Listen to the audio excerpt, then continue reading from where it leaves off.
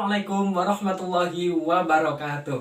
Halo anak-anak, selamat pagi dan salam sejahtera bagi kita semua. Perkenalkan, nama saya Muhammad Ibn Arafi dari Program Studi Pendidikan Bahasa dan Sastra Indonesia FKIP Universitas Jember. Pada saat ini, saya sedang melaksanakan program KKPLP atau Kuliah Kerja Pengenalan Lapangan Persekolahan atau juga bisa disebut dengan program magang dan bertempat di SMP Negeri 3 Banyuwangi. Nah, oleh karena itu, untuk beberapa waktu ke depan, saya akan menemani kalian dalam pembelajaran Bahasa Indonesia, khususnya untuk kelas 7. Nah, sebelumnya saya ucapkan selamat ya untuk anak-anak karena kalian telah masuk ke jenjang yang lebih tinggi, yaitu SMP dan diterima di SMP Negeri 3 Banyuwangi. Nah, karena kalian telah masuk ke jenjang yang lebih tinggi, maka semangat belajar kalian juga harus tinggi, harus giat dan tekun dalam belajar. Nah, jadi harus giat dan tekun dalam belajar. Karena salah satu kunci kesuksesan adalah dengan belajar.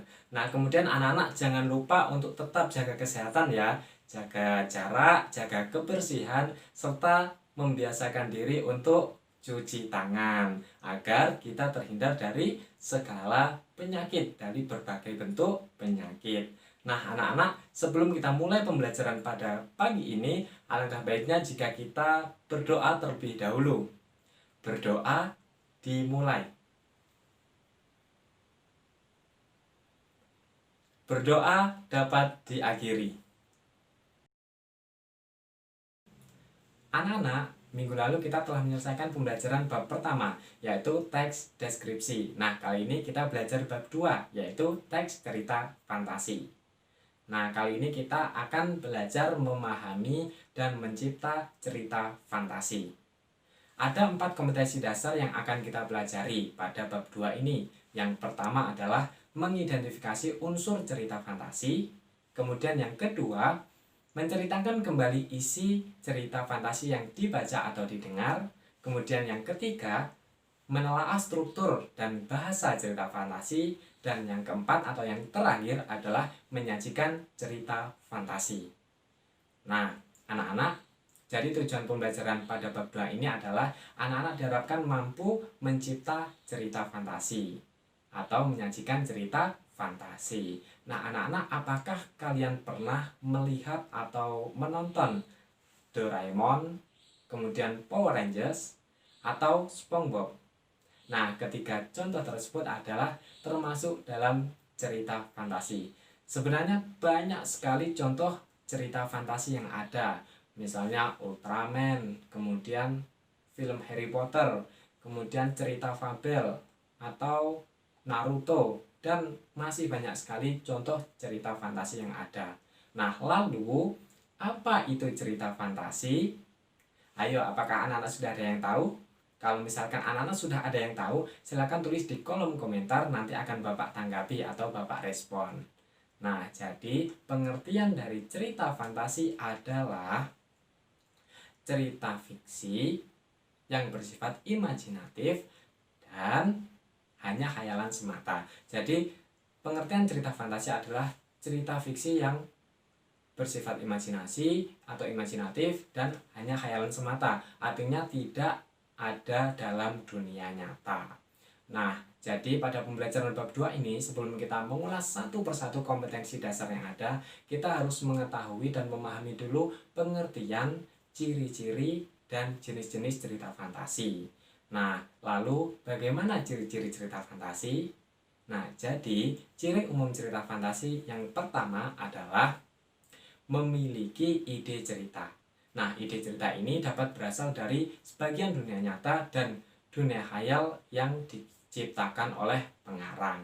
Kemudian yang kedua, menggunakan latar lintas ruang dan waktu. Nah, latar lintas ruang ini masih berkaitan dengan kehidupan sehari-hari kita. Berbeda dengan latar lintas waktu yang sudah tidak ada dalam dunia sehari-hari kita, dalam kehidupan sehari-hari kita. Kemudian ciri yang ketiga adalah tokoh dalam cerita unik atau memiliki kesaktian. Nah, biasanya dalam cerita fantasi ini terdapat tokoh-tokoh yang memiliki kesaktian-kesaktian tertentu. Misalnya dalam Doraemon. Doraemon merupakan salah satu tokoh yang sakti, mampu menciptakan alat-alat ajaib atau benda-benda yang magic atau ajaib. Misalnya sepatu ajaib, kemudian tas ajaib, sepeda ajaib, atau hal-hal lain yang bersifat ajaib atau magic. Nah, kemudian yang keempat, ciri yang keempat adalah cerita fantasi bersifat fiksi. Apa itu fiksi? Artinya tidak nyata, jadi tidak ada dalam dunia sehari-hari kita. Nah, kemudian yang kelima, bahasa yang digunakan adalah variatif, ekspresif, dan menggunakan ragam bahasa sehari-hari. Jadi bukan ragam bahasa formal. Nah, anak-anak, selanjutnya adalah jenis-jenis cerita fantasi. Nah, berdasarkan latar cerita, cerita fantasi dibedakan menjadi 3. Yang pertama adalah latar lintas waktu masa lampau. Nah, latar lintas waktu masa lampau ini contohnya adalah dongeng dan hikayat. Nah, kemudian yang kedua adalah latar waktu sejaman. Latar waktu sejaman ini contohnya adalah novel dan cerpen. Nah, kemudian yang ketiga adalah latar lintas waktu futuristik atau masa yang akan datang. Nah, contohnya adalah cerpen atau novel yang menggunakan latar yang akan masa yang akan datang. Nah, kemudian cerita fantasi berdasarkan kesesuaiannya dengan kehidupan nyata dibedakan menjadi 2. Yang pertama adalah cerita fantasi total dan yang kedua adalah cerita fantasi irisan. Cerita fantasi total, semua ceritanya yang ada dalam cerita bersifat fiktif, artinya tidak sesuai dengan kehidupan sehari-hari kita. Berbeda dengan cerita fantasi irisan, masih ada unsur nyatanya atau hal-hal nyata yang ada dalam cerita, yang dimasukkan dalam cerita. Jadi semuanya tidak fiktif, hanya cerita fantasi yang total saja yang menyajikan unsur-unsur khayal dalam keseluruhan cerita. Nah, kemudian kita masuk pada kompetensi dasar yang pertama, yaitu mengidentifikasi unsur cerita fantasi. Unsur cerita fantasi. Nah, dalam sebuah karya sastra terdapat 2 unsur pembangun cerita. Yang pertama adalah unsur intrinsik dan yang kedua adalah unsur ekstrinsik. Unsur intrinsik adalah unsur yang membangun dari dalam cerita, artinya dari batang tubuh cerita itu sendiri. Nah, unsur intrinsik yang pertama adalah tema. Tema merupakan gagasan, ide, atau pikiran utama yang melatar belakangi diciptakannya sebuah cerita. Nah, kemudian yang kedua ada latar. Latar merupakan tempat, waktu, dan suasana yang menyaran pada peristiwa-peristiwa yang terjadi dalam sebuah cerita. Nah, kemudian yang ketiga ada penokohan. Penokohan merupakan gambaran jelas mengenai seseorang yang ada dalam cerita. Nah, penokohan ini terbagi atas 3. Yang pertama adalah protagonis atau tokoh yang baik, kemudian yang kedua ada tokoh antagonis atau tokoh yang jahat, dan yang ketiga adalah tokoh tritagonis atau tokoh yang menjadi penengah atau tokoh penengah. Nah, kemudian yang keempat ada sudut pandang. Nah, sudut pandang merupakan cara pandang pengarang dalam menyajikan alur, tokoh, atau peristiwa-peristiwa yang ada dalam cerita. Dan yang kelima adalah amanat. Amanat merupakan pesan yang ingin disampaikan pengarang dalam cerita. Nah, kemudian unsur pembangun yang kedua adalah unsur ekstrinsik atau unsur pembangun dari luar, artinya tidak dari dalam cerita. Nah, yang pertama adalah bahasa. Bahasa ini merupakan bahasa yang digunakan pengarang dalam menyajikan cerita. Misalnya pengarangnya dari Indonesia, mungkin bahasa yang digunakan adalah bahasa Indonesia. Nah, kemudian yang kedua adalah latar belakang pengarang. Jadi latar belakang pengarang ketika menulis cerita itu bagaimana? Apakah ketika dalam keadaan sedih, senang, atau latar belakang yang lain. Nah, kemudian yang ketiga adalah nilai-nilai yang terkandung dalam cerita fantasi. Nah, apa saja sih nilai-nilai yang terkandung dalam cerita tersebut? Apakah nilai sosial, ekonomi, nilai budaya, religi, dan nilai-nilai yang lain? Nah, kemudian adalah masuk ke yang kedua, anak-anak, yaitu menceritakan kembali isi cerita fantasi yang dibaca atau didengar. Nah, jadi anak-anak ketika sudah membaca atau mendengar cerita fantasi, diharapkan mampu menceritakan kembali isi cerita yang kalian baca atau kalian dengar. Nah, bagaimana caranya? Jadi ada langkah-langkahnya. Yang pertama adalah membaca cerita dengan saksama. Artinya anak-anak harus mampu membaca secara menyeluruh dengan penuh pemahaman. Jadi ketika anak sudah membaca 1 kali tetapi masih kurang atau dirasa kurang cukup, maka anak-anak bisa mengulangi lagi hingga memahami cerita. Nah, kemudian yang kedua adalah menentukan peristiwa-peristiwa yang ada dalam cerita. Jadi harus mampu menemukan peristiwa-peristiwa apa saja yang ada dalam cerita, mulai dari peristiwa 1, 2, dan seterusnya. Nah, kemudian yang ketiga, mengembangkan cerita yang telah ditemukan tadi, dan setelah dikembangkan baru diurutkan hingga menjadi sebuah cerita baru versi anak-anak. Nah, kemudian yang ketiga adalah menelaah struktur dan bahasa cerita fantasi. Yang pertama adalah menelaah struktur cerita fantasi. Yang pertama ada orientasi. Orientasi ini pada bagian ini merupakan bagian pengenalan. Jadi pada bagian orientasi ini mulai ada pengenalan tokoh, latar, suasana, dan lain-lain. Kemudian yang kedua ada komplikasi atau complication. Nah, pada bagian ini mulai muncul masalah-masalah hingga puncak masalah atau klimaks. Nah, kemudian yang ketiga ada resolusi atau resolution. Nah, resolusi ini mulai ada penyelesaian masalah hingga masalah sampai selesai. Nah, jadi itu struktur cerita fantasi anak-anak. Jadi ini ada contoh alur lengkap cerita fantasi mulai dari pengenalan hingga tahap penyelesaian masalah. Nah, kemudian kita lanjut, yang kedua adalah menganalisis kaidah kebahasaan cerita fantasi. Nah, yang pertama adalah penggunaan kata ganti. Jadi dalam cerita fantasi biasanya juga digunakan kata ganti, misalnya kata ganti aku, dia, mereka, atau langsung menggunakan nama seseorang, misalnya Nina, Rahma, kemudian Niken, dan lain-lain. Nah, kemudian yang kedua adalah penggunaan kata yang menyerap panca indera yang mendeskripsikan latar. Nah, contohnya adalah ketika keluar rumah, mataku melihat cerahnya matahari di siang hari. Nah, ini menjelaskan berarti latar tempatnya ada di luar rumah, karena ketika keluar rumah berarti di luar rumah.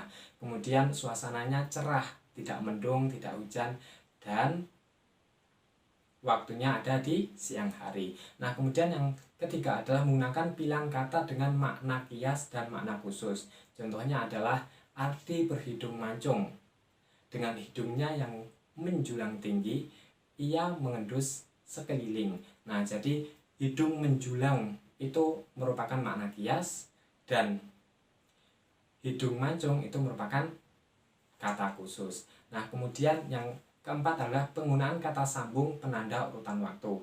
Nah, kata sambung penanda urutan waktu ini misalnya adalah setelah itu, kemudian bisa juga lalu, kemudian tiba-tiba, dan lain-lain. Nah, contohnya misalnya setelah Mita makan, ia bergegas ke sekolah. Jadi tujuan penggunaan kata sambung penanda urutan waktu ini untuk menandakan bahwa akan terjadi pergantian latar. Apakah latar waktu, tempat, dan lain-lain. Misalnya tadi, setelah Mita makan, ia bergegas pergi ke sekolah. Berarti akan ada perpindahan latar tempat dari rumah misalnya ketika makan, dan kemudian diganti di sekolah. Nah, kemudian penggunaan ungkapan keterkejutan. Nah, penggunaan ungkapan keterkejutan ini berfungsi untuk menggerakkan cerita atau memulai masalah. Nah, jadi contohnya itu seperti tiba-tiba sosok wanita hitam tinggi besar menyeramkan berhadapan dengan lelaki itu. Nah, jadi itu muncul keterkejutan oleh pembaca. Nah, jadi mulai ada masalah dalam cerita tersebut. Nah, kemudian yang terakhir adalah penggunaan dialog atau kata langsung dalam cerita. Nah, jadi cerita fantasi biasanya juga terdapat dialog atau kata langsung yang terdapat dalam sebuah cerita. Nah, kemudian yang terakhir adalah menyajikan cerita fantasi. Nah, jadi anak-anak dalam pembelajaran ini nanti diharapkan mampu menyajikan cerita fantasi atau mencipta cerita fantasi. Nah, sebelum mencipta cerita fantasi, kalian harus memahami langkah-langkah seperti berikut. Nah, yang pertama adalah merencanakan cerita. Jadi kalian harus mampu mencernakan cerita terlebih dahulu. Jadi sebelum menulis cerita, kalian harus merencanakan cerita yang akan kalian tulis. Nah, yang pertama langkahnya adalah menemukan ide penulisan. Jadi harus ada ide penulisan, misalnya pembentukan tema. Jadi harus ada ide penulisan. Misalnya kalian mau menulis apa. Nah, kemudian yang kedua adalah penggalian ide cerita. Jadi setelah kalian menemukan ide, kalian gali bagaimana cara mengembangkan cerita itu nanti. Nah, kemudian yang ketiga adalah membuat rangkaian peristiwa.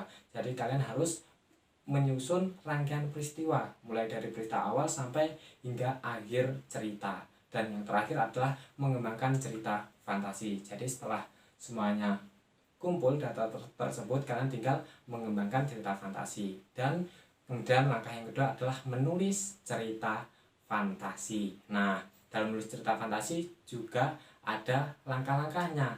Apa saja? Yang pertama adalah menentukan tema. Jadi tema ini lebih utama daripada judul. Jadi yang pertama harus menentukan tema terlebih dahulu. Kemudian yang kedua adalah menentukan sudut pandang. Dan yang ketiga membuat penokohan.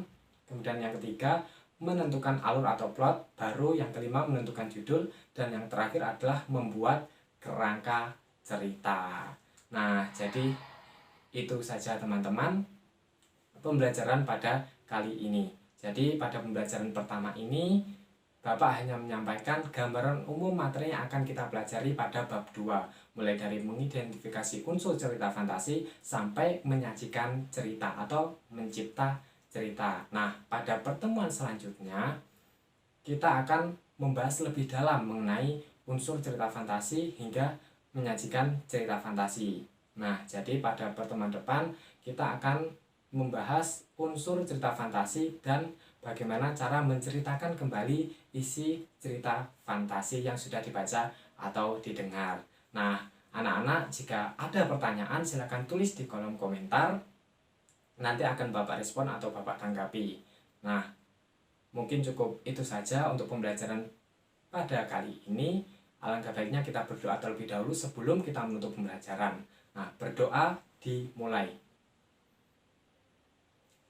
Berdoa dapat diakhiri. Nah, cukup sekian anak-anak. Kurang lebihnya Bapak mohon maaf. Wassalamualaikum warahmatullahi wabarakatuh.